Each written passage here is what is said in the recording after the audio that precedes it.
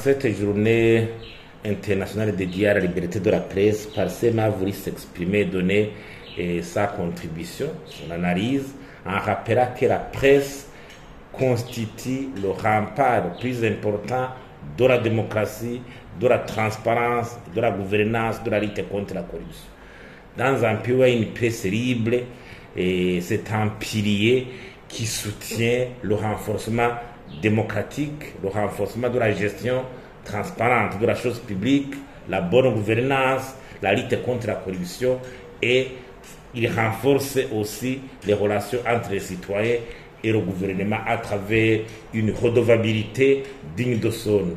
C'est pour cela que Parsem a voulu rappeler certains défis sur lesquels il faut jouer pour que la liberté de la presse, pour que le rôle de la presse soit déterminant dans le développement de notre pays. D'abord, il faut une stratégie de communication des politiques publiques. Il faut que ces documents, en l'occurrence comme la vision 2040, 2060, il faut que ces documents bénéficient d'une stratégie de communication pour que la population en général puisse s'en approprier. C'est à partir d'une appropriation nationale où la mise en application de ces documents peut faire des pas de géant. Aussi, il faut que les acteurs politiques, l'homme politique, renouent avec la pratique de venir communiquer à la population sur la gestion de la chose publique. Il y a une tendance toujours à garder le silence par rapport au rôle des mandataires politiques, par rapport aux missions qui leur sont assignés à travers la gestion de la chose publique. Ils devaient venir participer dans les débats pour informer la population. La loi d'accès à l'information aussi reste problématique parce qu'elle n'a pas encore été promulguée, votée à l'Assemblée nationale. La presse n'est pas encore aujourd'hui au service de la bonne gouvernance à travers un journalisme d'investigation de son nom pour dénoncer les actes de corruption, de malveillance économique et de violation des droits de l'homme.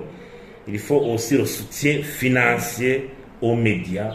Actuellement, il faut que, à travers la loi des finances, il faut que le gouvernement puisse faire un effort pour soutenir financièrement les médias afin qu'ils puissent jouer son rôle primordial dans le développement économique de notre pays.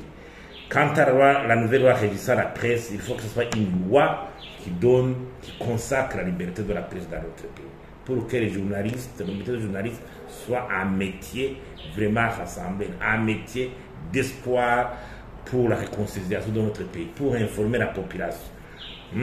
Il faut aussi que ce soit une occasion de rassembler les journalistes de l'extérieur qui sont encore en exil avec les journalistes qui sont ici sur place pour encore une fois voir comment créer une dynamique de réconciliation nationale, créer un cadre qui servira de creuset pour fondre toutes les tendances partisanes à travers le fonctionnement des médias.